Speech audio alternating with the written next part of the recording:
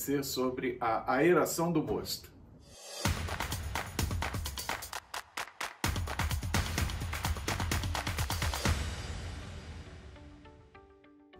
Olá, meu nome é Edson Perrone, estou mais uma vez aqui no canal Hop Zone. Bem, hoje o nosso assunto vai ser a aeração do mosto. Um passo que é importante e muitas vezes esquecido pelo cervejeiro caseiro. Bom, vamos lembrar alguns detalhes de um bom processo de produção de cerveja. Então, na produção, nós temos que focar primeiro na moagem dos grãos. Temos que ter uma boa moagem dos grãos. Depois que os grãos foram moídos, a gente já escolheu a receita, né? Óbvio. A gente moeu os grãos. Agora nós vamos para o processo de braçagem. Cada um tem seu equipamento. Pode ser uma panela automática, pode ser o sistema Hermes, pode ser o sistema tribloco, Biab, não importa. Aí nós vamos para o processo de braçagem ou mosturação. Nesse processo, nós vamos obter o açúcar dos grãos, que é justamente o alimento das leveduras. Bom, depois da braçagem, nós vamos ter o processo de fervura. Nesse processo de fervura, nós vamos aquecer o mosto, esterilizar o mosto e incluir alguns insumos. O principal desses insumos é o lúpulo, que vai dar aroma, sabor e o amargor da cerveja. Depois que ela foi fervida, nós temos aqui um fenômeno muito interessante. Com a fervura, a gente perde praticamente todo o oxigênio que estava dissolvido no nosso mosto. Bem, hoje o nosso assunto é a aeração. Então, na fervura, perdendo esse oxigênio, a gente tem que tentar repor o máximo possível desse oxigênio. A gente geralmente o caseiro não coloca oxigênio, coloca ar. No ar vai nitrogênio, vai todos os gases que estão na atmosfera. Então, nós vamos ter que fazer, logo depois disso, o resfriamento do mosto. Esse resfriamento do mosto é para deixá-lo nas condições favoráveis de temperatura para não agredir a levedura e deixar no ambiente confortável para que ela possa executar o processo de fermentação. Depois desse resfriamento, nós temos que fazer o passo que nós chamamos de aeração. Esse é um passo que muitas vezes as pessoas esquecem de fazer, simplesmente transbordam o líquido do mosto para o balde e já vai direto para a fermentação. Algumas pessoas até questionam, é necessário fazer essa aeração? É fundamental, sem a aeração a gente não obtém uma boa fermentação? Não é bem assim. As leveduras vão trabalhar. Porque a fermentação da levedura é feita sem oxigênio, não precisa do oxigênio. Aí a gente já começa, mas para que o oxigênio, então, se a fermentação não tem oxigênio? É porque as leveduras são organismos vivos e precisam do oxigênio nos seus processos de metabolismo celular. Vamos falar disso daqui um pouquinho. Então essa aeração, ela é ótima, mas não é aquele negócio, se não fizer não vai dar fermentação. Pode dar, mas vai dar uma fermentação arrastada, pode gerar sabores e aromas indesejáveis na cerveja, pode gerar uma atenuação baixa, a gente fica com a cerveja mais doce. Então, não é interessante. O ideal é fazer uma boa aeração. É isso que nós vamos discutir. E com essa aeração, nós vamos criar todas as condições para a cerveja ir para a fermentação em condições adequadas da levedura trabalhar. Então, esse é o nosso processo. A aeração é o que nós vamos falar. Bom, para que aerar? Então vamos começar com essa discussão.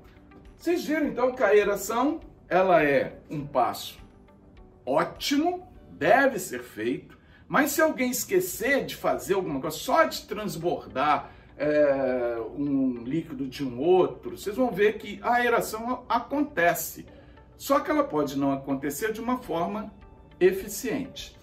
Então nós vamos ver essa importância. Bom, então nós temos agora a pergunta: por que aerar o mosto? Bom, se a fermentação é sem oxigênio, para que botar o oxigênio? Nós temos que lembrar que todo ser vivo precisa do oxigênio para o seu metabolismo. Aonde? Bem, vamos fazer o seguinte, vamos fazer de uma forma bem simples aqui. Eu não quero dar aula de biologia para vocês, não, de citologia, não. É só para vocês entenderem o fenômeno. Aqui eu estou pegando uma célula. Célula comum, pode ser a levedura, célula da levedura. Toda célula tem o núcleo, aonde fica nesse núcleo todo o material genético da célula. Bem, no citoplasma ficam as organelas citoplasmáticas. Eu quero falar de uma só. Nesse citoplasma vai ter uma organela que ela, quando a gente visualiza isso em desenhos, esquemas, ela é representada assim. Essa organela é a mitocôndria. Nas células tem muitas mitocôndrias. Se perguntasse para alguém assim, qual a função da mitocôndria numa célula? Simplificando, ela vai produzir energia para a célula. Para que essa energia? Para a célula trabalhar, para a célula se reproduzir, para a célula fazer síntese proteica, para a célula produzir hormônio, para a célula produzir novas organelas, né? Então, para tudo. A gente come para ter energia, ela respira também para ter energia. Então, essa mitocôndria ela é fundamental. Nesta mitocôndria vai acontecer um fenômeno que nós chamamos de respiração aeróbica.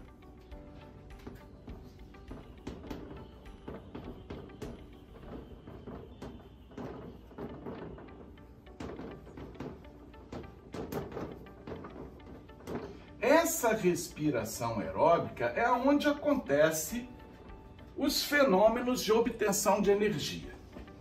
Bom, como? O que a levedura come? A glicose que está no mosto. Então nós vamos precisar ter a glicose. Essa glicose, para poder fazer o processo, eu não vou entrar em detalhes da respiração celular, nada disso, é um saco. Eu quero que vocês entendam o seguinte, essa glicose, ela precisa se associar ao oxigênio.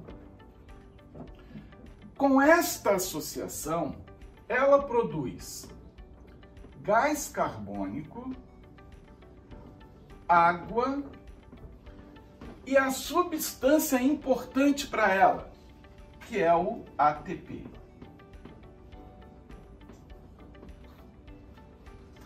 Esse ATP que é a energia disponível e concentrada na célula para ela utilizar em qualquer lugar.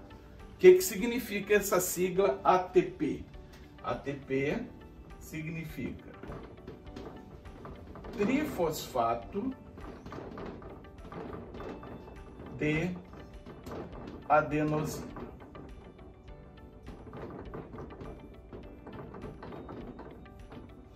Trifosfato de adenosina ou adenosina trifosfato, tanto faz. Essa é a energia da célula, é a energia da levedura. Então, para ela poder ter essa energia, ela precisa ter isso aqui, ó, o oxigênio. Bom, aí vocês falam, mas para que a célula precisa fazer síntese proteica, produzir organela, produzir... Ela não vai só fermentar, e fermentar não é sem oxigênio? É, mas os primeiros passos, antes antes da fermentação sem oxigênio, ela precisa se multiplicar. Para ela se multiplicar, ela precisa construir todas as estruturas da célula para a célula se dividir. Então, para poder fazer esse fenômeno, ela precisa do oxigênio para quê? Para copiar novas organelas, para fazer replicação do núcleo, para poder produzir membrana, para ela produzir todas as estruturas celulares, para ela se dividir eficientemente. Então, se você não dá o oxigênio necessário, o que pode acontecer? Ela não se reproduzir devidamente. Então, a população de levedura na sua fermentação pode ficar abaixo do esperado. E isso pode estressar a levedura para ela executar o papel dela de fermentação numa população mais baixa, gerando odores, aromas indesejáveis, porque é na reprodução assexuada que ela faz que geram esses sabores e aromas. Então, se a gente não dar as condições adequadas à levedura, a gente pode se arrepender do produto que a gente vai ter. Então, por que não dar? Né? Por que não dar as condições necessárias? O oxigênio. Bom, então, a população adequada, por exemplo, para uma reprodução, para uma boa fermentação, qual seria o oxigênio necessário? Bom, isso é muito polêmico, porque existe muitos organismos que necessitam de forma variada desse oxigênio, dessa base para a produção do ATP. Mas, geralmente, os organismos aquáticos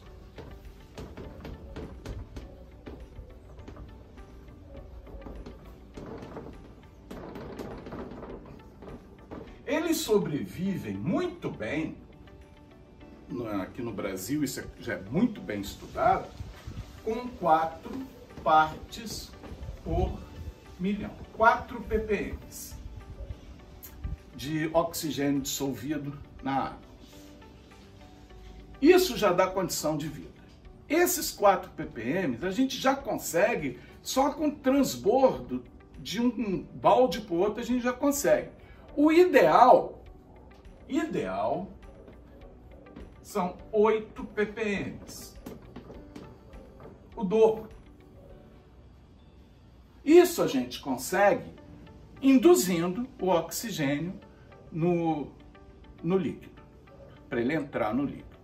Bom, para a gente poder entender como isso acontece, nós temos que fazer uma revisão também de alguns processos físicos para entender como que esse oxigênio vai se dissolver na água. Uma outra coisa que eu gosto sempre de brincar com isso aqui, quando a gente fala na fórmula da água, a água é H2O. Muita gente pensa que o oxigênio utilizado para os processos de fermentação é esse oxigênio aqui. Não é.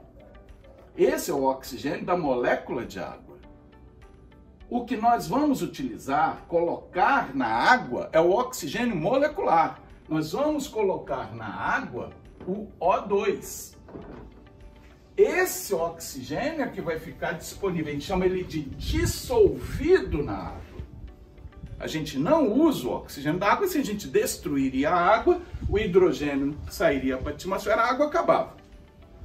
Então a gente usa o oxigênio dissolvido. É esse aqui que a gente vai ter que colocar na água. E é esse que as leveduras elas vão utilizar.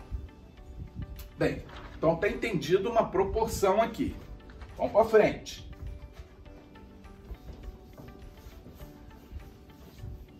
Como que esse oxigênio entra na água? Né? Isso acontece naturalmente. Então nós temos que entender o seguinte. Se a gente pegar uma altitude, um morro, né? E aqui o nível do mar, então aqui está o mar. Nível do mar. Nós temos sobre a nossa cabeça a pressão atmosfera. que é isso? A pressão atmosférica? É todo o peso do ar sobre a nossa cabeça, a nível do mar. Então nós que moramos aqui no litoral, próximo da praia, nós estamos a nível do mar, com variações de metros, isso não muda tanto. Então aqui nós temos uma atmosfera, que tem, ela é medida em 760 milímetros de mercúrio. Essa é a atmosfera. Nessa pressão de uma atmosfera, esse ar que está aqui, ele é apertado na coluna de água para poder dissolver esse oxigênio na coluna de água. Fenômeno de difusão. Vai difundir. Esse ar que está aqui vai ser apertado para difundir no líquido. Então, se eu tenho um líquido aqui a nível do mar, a pressão é a mesma para difundir esse ar no meu líquido. Bom, se eu começo a subir um morro, uma montanha, eu vou progressivamente diminuindo a pressão atmosférica, porque ela vai ficando cada vez menor, até chegar a uma pressão que vai ser bem menor do que a pressão a nível do mar, que é 760 milímetros de mercúrio. Então, quanto mais alto a pessoa tiver, menos pressão atmosférica tem. Consequentemente, a difusão em um líquido aqui em cima vai ser menor. Então, observe como a pressão atmosférica interfere nesse processo de difusão gasosa nos líquidos. Bem, essa é uma. Sobre a pressão atmosférica, tudo tranquilo. Quanto maior a pressão, maior difusão. Quanto menor a pressão atmosférica, menor difusão. Bom,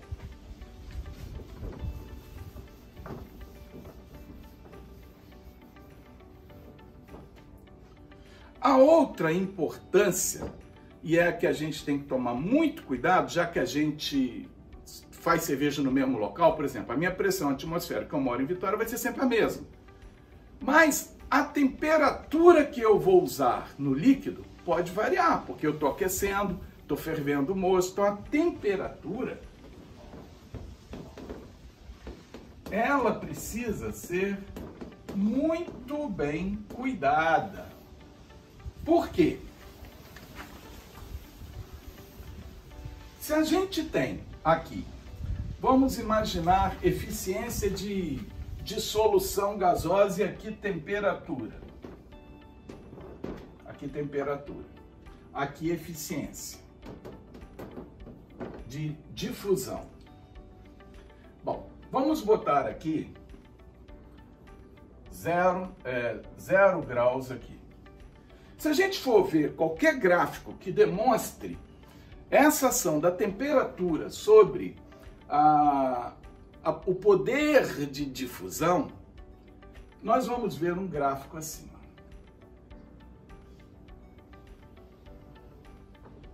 Aqui está 0 grau, aqui 4 graus, vou botar 4 aqui assim, 4 graus Celsius. Então, olha só, em 4 graus Celsius, nós temos uma pressão, aproximadamente uma densidade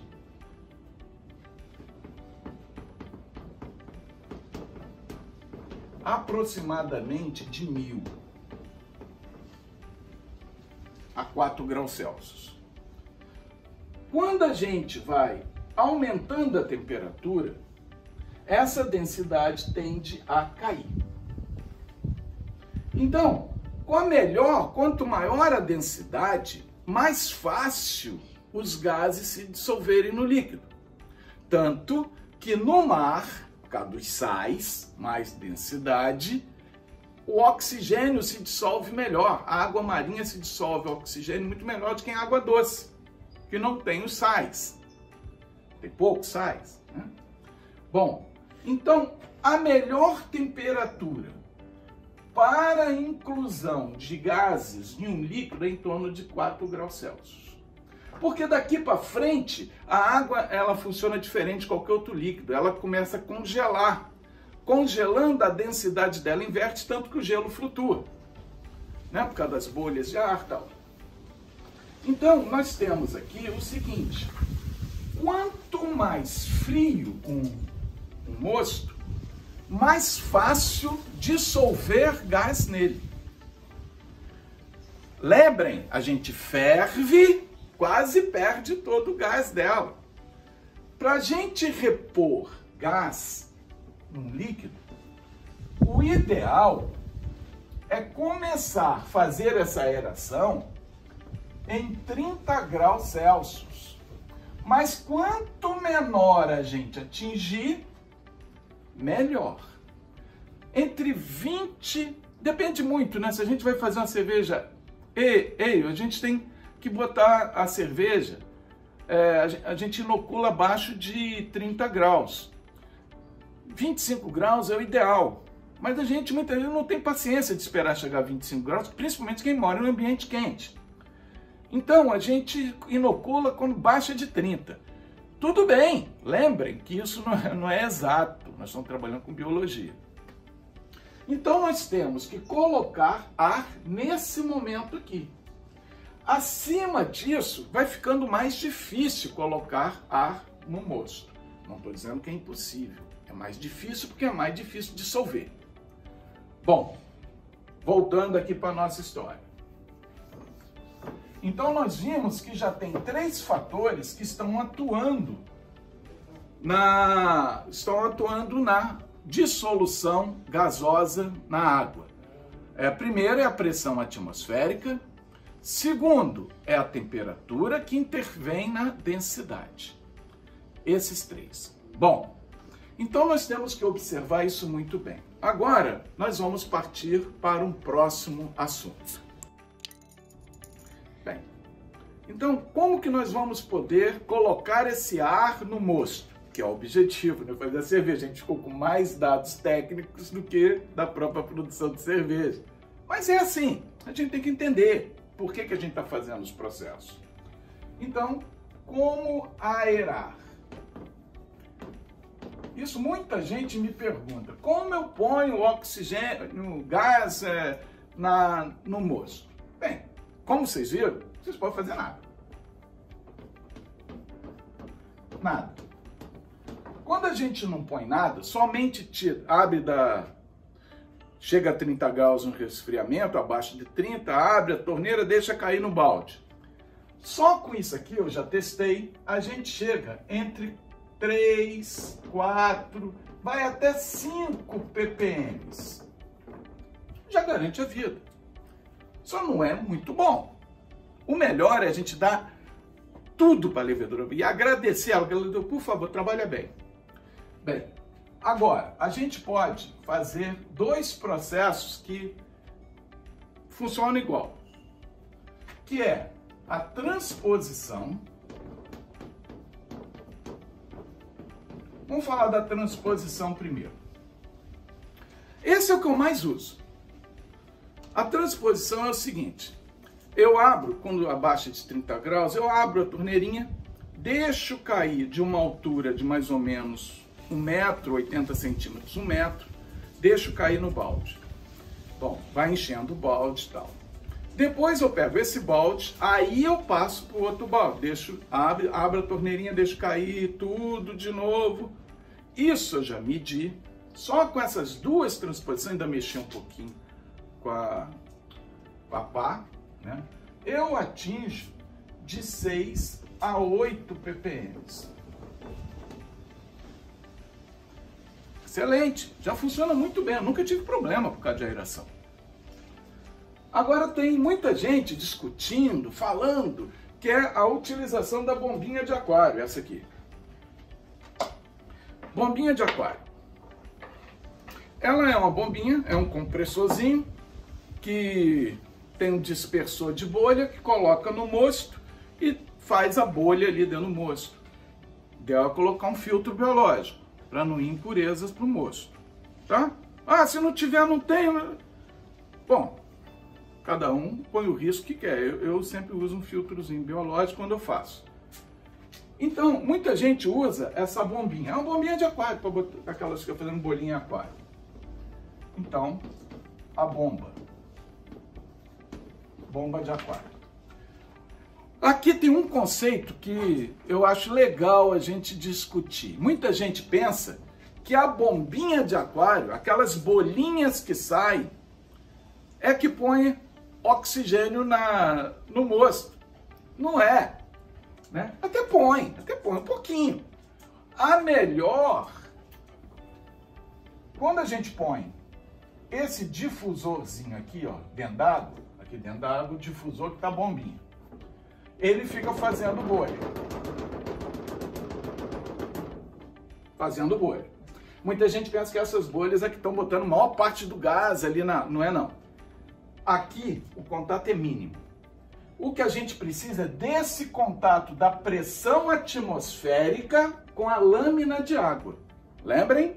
Naturalmente é assim.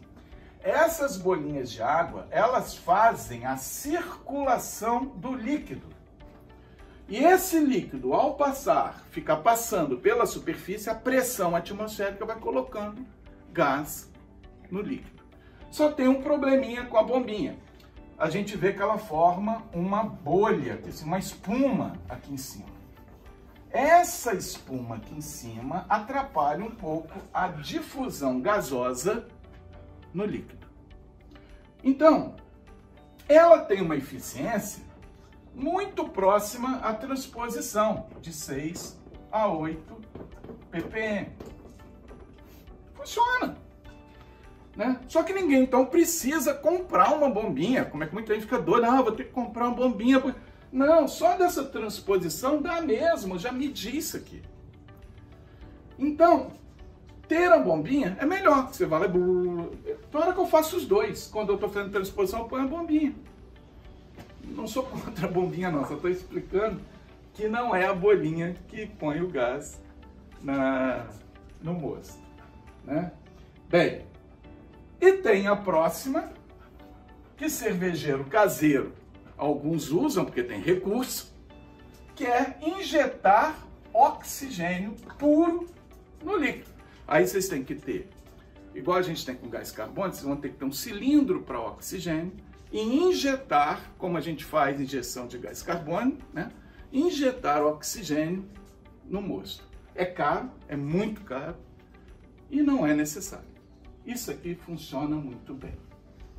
Então, gente, eu queria que vocês entendessem, eu falei muito mais de parte física hoje do que da parte da produção de cerveja, para vocês entenderem a necessidade de aerar e ter uma boa fermentação com isso. Vocês aerando, chegando a essa partes por mil, vocês vão ter uma fermentação perfeita e se tiver algum erro na cerveja de vocês, não foi por aeração. Pode ter sido por outros fatores. Braçagem errada, controle de temperatura errada, levedura contaminada, falta de nutriente, que também não é grande problema, porque o próprio mosto fornece todos os nutrientes necessários para uma boa fermentação. Então é isso por hoje, gente. Mais uma vez, obrigado e até a próxima.